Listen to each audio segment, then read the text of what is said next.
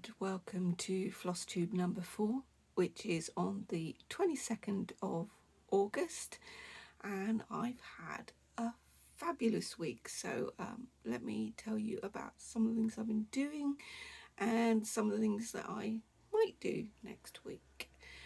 First of all, I thought I'd dig out another golden oldie. I've got so many of them that aren't finished, so maybe this will encourage me to get some of them framed and finished.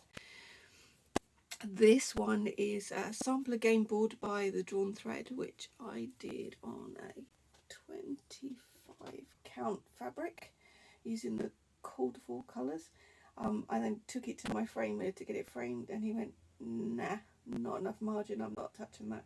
So I brought it home again, because there's only about 1.5 inches on this side here. Which is not a massive problem, because I will probably end up buying a square frame with the right size and using a foam core board and lacing it myself. And I've got the T-pins, the stainless steel T-pins to do it, and some dental floss to do the lacing. So hopefully it shouldn't be a problem, but love this design. And obviously I can turn it upside down so you can see all the houses the right way up now. I say upside down, I don't think it's upside down. So this is a chessboard, and it's fabulous. I love it. I think it's 25 count Jobelan it might be on. It's quite soft and floppy, but I will get it framed, and I will get it framed in under glass in a picture frame, so it can actually be used as a chessboard. Not that I play chess, but I know somebody might one day.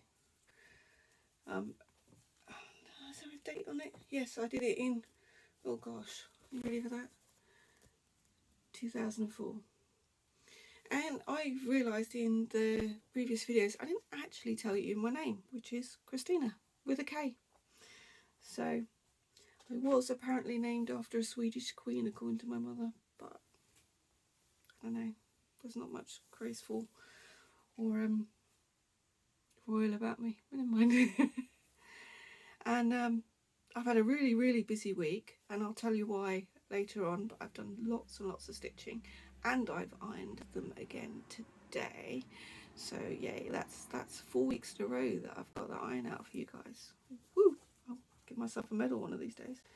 The first one I worked on this week was the Victoria Quaker, which is on 32 count Belfast linen, and I did this motif here in and it's stitched in Carrie's Creations thread. So the red bit at the moment is light raspberry, and this bit is in navy.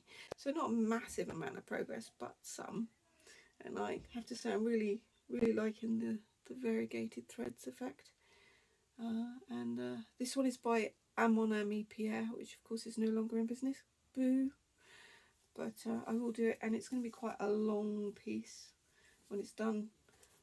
So hopefully I'll make more progress on it before the end of the year, but I don't think this one will get finished this year.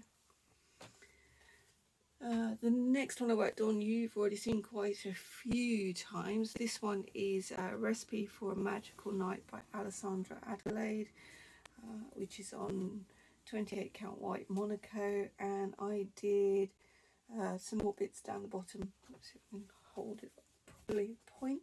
So I did some more of the purple and this bit and a bit here, and filled in a few other bits, but not a massive amount, but it's gradually getting in. I think this one is about 2/3 complete now. This one I have got a target on my Whip Go board to finish this year, so let's see if I can get that one done. Hasn't been called yet, but I'm optimistic, because I had only done a tiny amount at the beginning of the year. And I also worked on my oldest whip this week. So that's Companions by Teresa Wensler, and that one is now 2/3 complete. And a little bit more, basically I did more on these trees here. Still haven't quite reached the far side, it's about there I think where my finger is. So it's getting there. It's getting there. There's still a lot of backstitch and fractionals to do, but yeah, this one will come out again next week, hopefully, because I would really like to see this one finished, as it's 9 years, 9 years old now, 2013, yeah, 8 years old now. And I don't really want it to see a decade before it's finished and framed. So hopefully I can get some more progress on that one. It's a few hundred stitches each week, so we'll see. This one is on 28 count white Joban. So yeah.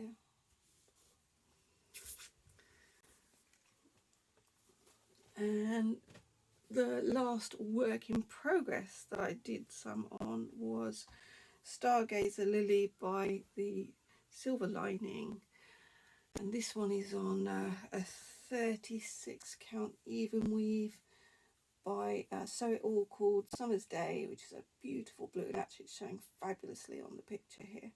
And yeah, that one is about 2-3% complete, so not very much at the moment. But as we all know, there's a bit of saga behind this one. This is the third time I've started it, so fingers crossed this time I think I've actually nailed it, and I will make some progress. You might see some pink soon. There's a lot of white and grey on this. But yeah, I'm really thrilled with how that one's looking so far. I know it's not that impressive, but I'm thrilled with it because I feel like I'm finally getting somewhere. So, yay for a restart and just throwing something away when you just don't think you're going to get anywhere with it. Oh, I don't think I've done that very often before, and it's quite liberating to just throw something away and say, no, not happening, not happy, don't like my fabric choice, don't like my stitching, love the design, gonna have another go. And I had 2 new starts this week. So the first one was the promised one, which was the Squirrel Sampler, the Bristol Orphanage Sampler, which I've started on the 36 count buttermilk from Sew It All, using the Sulky Thread 1147 in a 12-weight cotton. This is a solid red. So I'll fold that up so you can see that one a little bit closer. So it's just the beginning of an alphabet. And you can just about see some of the variegation on the mottling on the fabric, which is a printed fabric, so it's white on the other side. But it's quite a nice linen. I had no issues stitching on it whatsoever, and I think the red really pops on it, so I'm really looking forward to having a huge red sampler on my wall at some point. But this one is only 2% complete, so lots more to do. It's going to take quite some time to finish. I'm sure you'll cheer me on my progress for it. And the last one, my second start of the week, is one that I saved a long time ago, and it was the Wizard of Oz stitch along from Owl Forest Embroideries, which is still a free pattern on the website, but I actually ordered their thread pack to go in it, and I made a start on it this week. And I've actually stitched this one on a 32 count opalescent Lugano, which is from Country Stitch. Kiwi Sparkles is the fabric range that they call it, and it's Morning Mist. And I don't usually use opalescent fabric because I get a bit annoyed that the metallic or opalescent fibre sort of separates from the fabric threads a little bit, and sometimes I end up splitting through a fabric thread because of that. But this one hasn't been too bad, and that's what I've stitched, which is I'm not doing it in the parts as the stitch along was released because it's all finished now, so it's a complete chart. And that is the middle, so that's the City of Oz, which is stitched in an Owl Forest colour called Lush Greenery, and it is absolutely fabulous. So really enjoying that, and I did all of that last night, so really pleased with my progress on that one. Yay, I think that's about 8% of the chart, so hopefully that one will get some good progress and I'll enjoy it lots and lots. Right, and after last week's bumper haul week, I actually didn't have any this week, and I might have to do something about that. Yeah, because and there is one package on the way to me, I think. That's the Just Cross Stitch Halloween edition, so I'm waiting for that to turn up. I've already seen it digitally, so I know there's loads on there I want to stitch. Quite like the Autumn Lane stitchery one with the 3 pumpkins and the cat. And there's quite a few of the ornaments I'd like to stitch. So what have we got left on my list? Okay, favourite floss tuber of the week is Amy Loves Toads, and she just put a new one out yesterday, and I'm halfway through watching it at the moment, and I love seeing her updates. Absolutely. I mean, we've got quite similar tastes in a lot of things we do, except I like things maybe a little bit brighter because she tends to dull things down a bit, but I love the fact that she makes everything her own. And I love her garden and the toads that we get to see occasionally. And I will add a little video on the end of this from my own garden, because I've got a wildlife camera in my garden, and a CCTV, and we feed hedgehogs. So we have a bunch, maybe 6-7 different hedgehogs that visit throughout the night and come and feed. And yeah, occasionally you get the odd fight, which is quite interesting to see. And we also have a couple of foxes that come by, and they sometimes nom on the leftover hedgehog food, so that's quite good. And late evening dusk, you quite often see a bat or two flying around, so that's really interesting to see. Yeah. Okay, and my favourite shop is the one that I got some of my stash from last week, and that is Patchwork Rabbit, which is in Wiltshire in the UK. And it has a great range of charts, and I could spend a lot of money there. I do spend a lot of money there actually, so but nothing this week. And they also do some quite nice fabrics, so it's nice to see some of the things coming across from America that we don't normally see.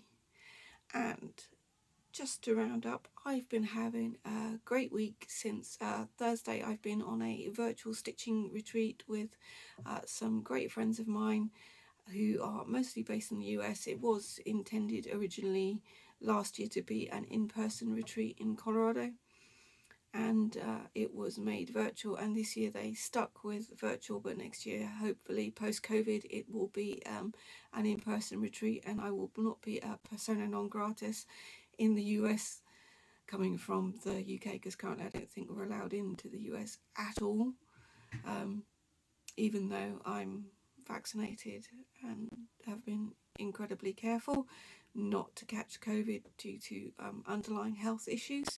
So I'm really excited that hopefully next year I will actually get there and be stitching during the daytime, because they're running on I think it's mountain time. So the retreat starts at 4 o'clock in the afternoon my time on Zoom and goes through till 6 in the morning. And I have managed till 6 in the morning for 2 of the days, and only till 4 in the morning on one of the days. So that's why there's some bags under the eyes, because not getting quite as much sleep as I would do normally. Good night last night, because apparently the Denver Broncos won some football game. I don't do sport, don't really follow NFL at all, but apparently they beat the Seattle Seahawks. I think I got that right. Quite significant victory, I think it was, in terms of points. Again, no clue really. So I'm off in a minute to sign on to Zoom and join the retreat for the last of the 4 days. And hopefully I will record another Flosstube next week, and I'll have lots more stitching for you. I don't have any plans for any more new starts. I'm just gonna see if I can make some progress on some ones I've already got going. And final thing, this week's lipstick is